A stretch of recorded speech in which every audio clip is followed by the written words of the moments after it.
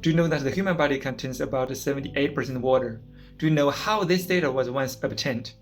Japanese from Unit 731 tied living people to specially designed chairs and exposed them to high-temperature steam for 15 hours straight. The victims were steamed alive until their bodies became dry husks. Mummified, well, still alive. Then they were weighed, like cargo, to calculate that the human body is roughly 78% water. Brutal.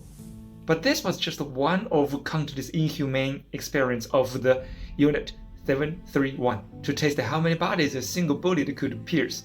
The Japanese military lined up live human beings to see if the limbs of two people could be swapped and retouched. They performed surgery on living victims to test whether horse blood could replace human blood. They drained people entirely, then injected horse blood, causing instant rejection and death. What happens when a living person is exposed to a vacuum? Eyes burst from their sockets, intestines explode from the body. These were real experiments done on live human beings. Plague and cholera bacteria were injected into living people. Their faces swelled, their skin rotted, and eventually their entire bodies dissolved into a mass of blood and pus, dying in excruciating pain.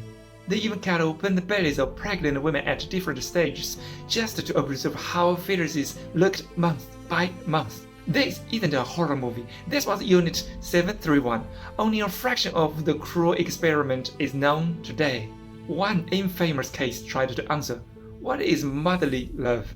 A Chinese mother and her child were locked in a room.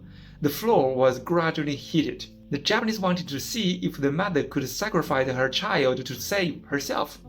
As the floor grew hotter, her feet blistered and bled. But she never let go.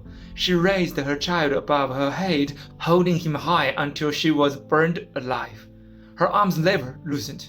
To the Japanese, these victims were not people. They were called Maruda, which means logs.